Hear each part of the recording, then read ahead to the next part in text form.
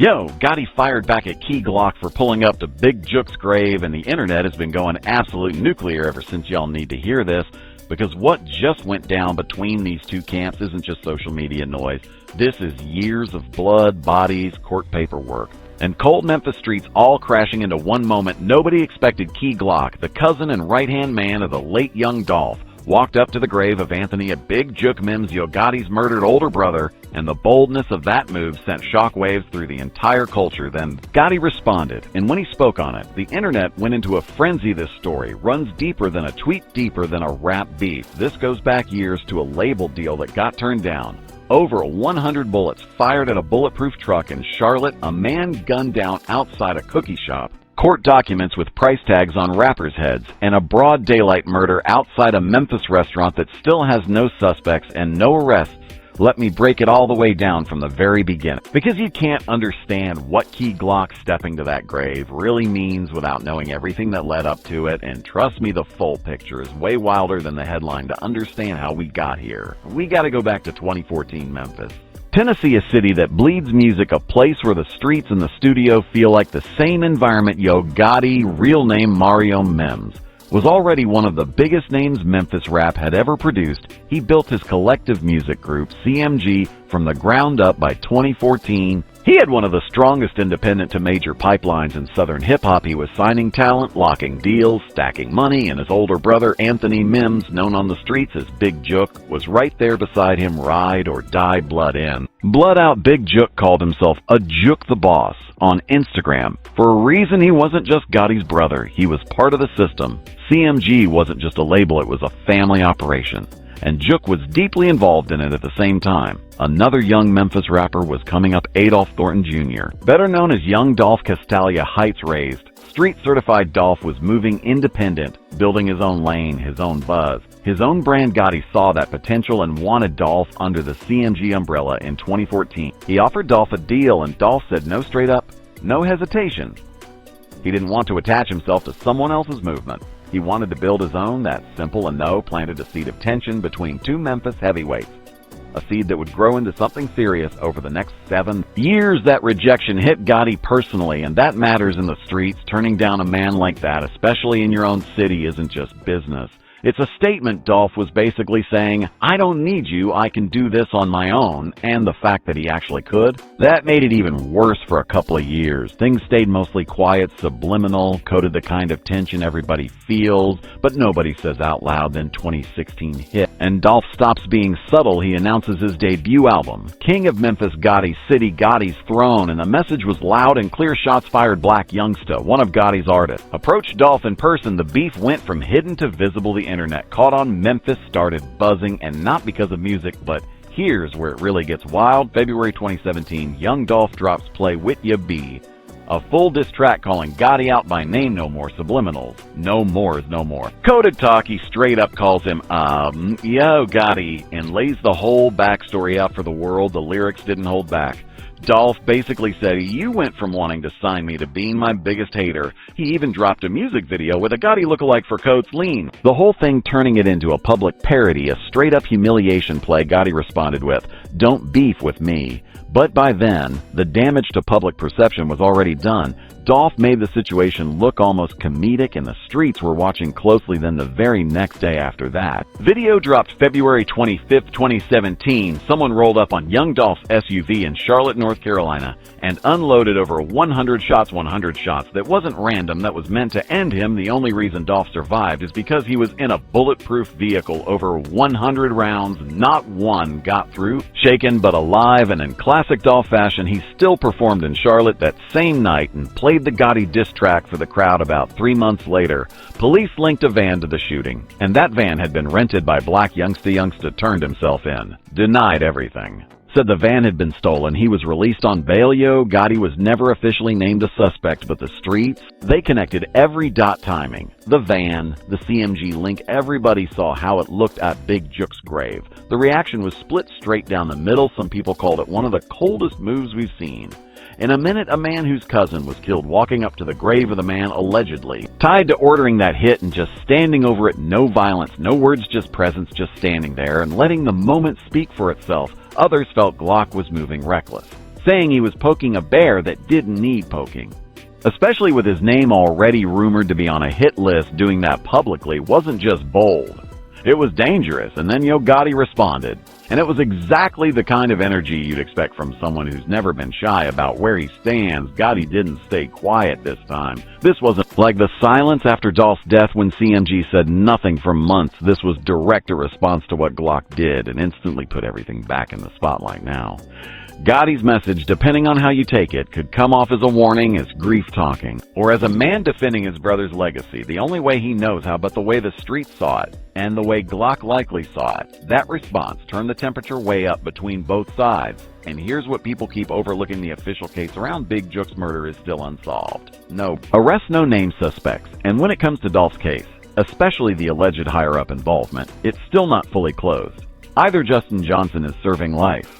Hernandez Govin's trial is still ongoing, but the bigger question, who actually called the shots from the top, that's still playing. Out-court documents are still being unsealed, and pieces are still coming together. That alleged hit list DJ Academics shared was reportedly part of a prosecution document. If that's true, then prosecutors are actively building a case around it, which means Big Jook's alleged role in Dolph's murder isn't just street talk anymore.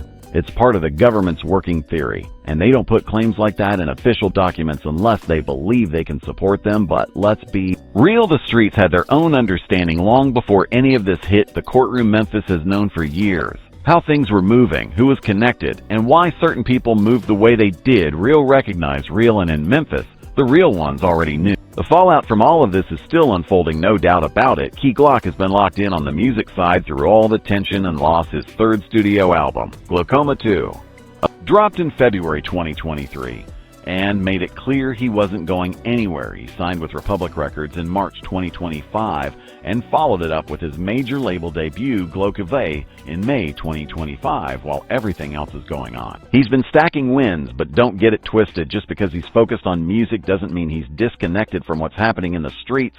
Glock comes from real loss. His mother was taken by the system when he was just 16 months old. His father wasn't consistently there. He lost Dolph. He lost his grandmother. He's lost multiple people close to him. Grief isn't new to him. It's something he's lived with, and that's what makes that grave visit hit differently. That wasn't for attention. Glock doesn't perform pain for clout. His catalog already proves that when he shows up somewhere, it means something on the other side. Gotti is dealing with his own storm. His brother was killed, and that case is still cold at the same time. Prosecutors are naming Jook in court documents as the alleged mastermind behind Dolph's murder, so Gotti is watching his brother's name get dragged through legal proceedings while also seeing moves from Pre and Glock that could feel disrespectful to Jook's memory. And on top of that, Wacky 100 has publicly suggested that federal pressure could be building around Gotti himself now. To be clear, Gotti hasn't been charged with anything, but when your label, your name, and your late brother are all being mentioned in connection to a murder for hire narrative, that's not something you can just brush off legally or publicly. Fans on both sides have been loud about it too when that alleged hit list went viral. Murtek Key Glock at all costs was everywhere. People were shocked. People were worried, and some were pointing fingers at Gotti, saying something like that couldn't happen without higher level awareness. That's speculation, but that's also how the internet works. And in 2024, the court of public opinion moves just as fast as the real ones, sometimes faster. Pre-supporters have been fully behind Glock. They want him to carry Dolph's legacy and stay safe. Meanwhile, the CMG side is pushing a different narrative, that Big Jook is being painted as the villain after death, unable to defend himself, and possibly being used as a scapegoat to strengthen the case against others. And honestly, that argument does carry some weight. Jook can't speak. He can't take the stand. He was killed before any of this made it to trial. That's the harsh reality within all this tragedy. There's no clean story coming out of Memphis right now. Everyone is grieving someone. Everyone has accusations tied to their name, and the streets are still deciding who's responsible for what. Now let me zoom out for a second, because this situation is bigger than just Gotti and Glock. What we're really watching is the fallout of a decade-long conflict that was never supposed to reach this level back in 2014.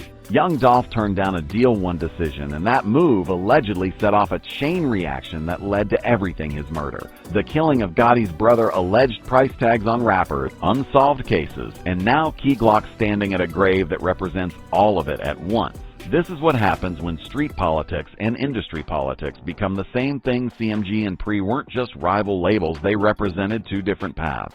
Dolph stood for independence. Gotti stood for structure and scale. Both worked, both created success, but the tension tied to those paths, that led to nothing but losses. And here's the part people aren't saying loud enough. Glock showing up at that grave wasn't just personal. It was symbolic. It was him saying, "Oh, I know what allegedly went down. I know what your side allegedly did to mine, and I'm still here." That's not just a flex, that's survival. And Gotti responding. That's him saying, "My brother isn't a symbol for your story. That's grief. That's family. You might not agree with everything tied to Big Jook, but to Gotti, that's his brother, and seeing someone from the other side show up like that hits different. Memphis has layered. The relationships run deep. These aren't strangers. These are people who came up around the same environment, maybe crossed paths, knew the same faces. The beef didn't erase that. It turned it into something else. And the truth is, none of this is over. The cases are still active. Big Jook's murder is still unsolved. That alleged hit list is still being examined. Gotti hasn't been charged, but the investigations are still moving. And in Memphis, when investigations stay alive long enough,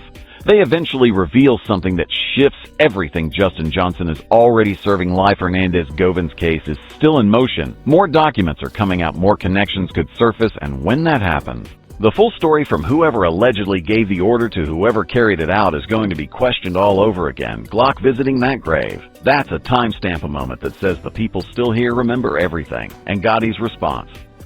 That's his own mark, his way of protecting his brother's name from being rewritten. Both sides are grieving. Both are standing firm, and both are tied to a city that's been dealing with the consequences of a conflict that started years ago. Real, recognize real, and the realest part. The music is going to outlive all of this. The beef, the cases, even moments like that grave visit. Dolph's music is still alive. His legacy is still moving. Key Glock is still dropping, and somewhere in Memphis right now, there's a kid who grew up on both CMG and Pre trying to find a way forward without becoming part of this cycle. That's the bigger picture. Let me know what you think. Did Key Glock take it too far by going to that grave? Or was that his only real move?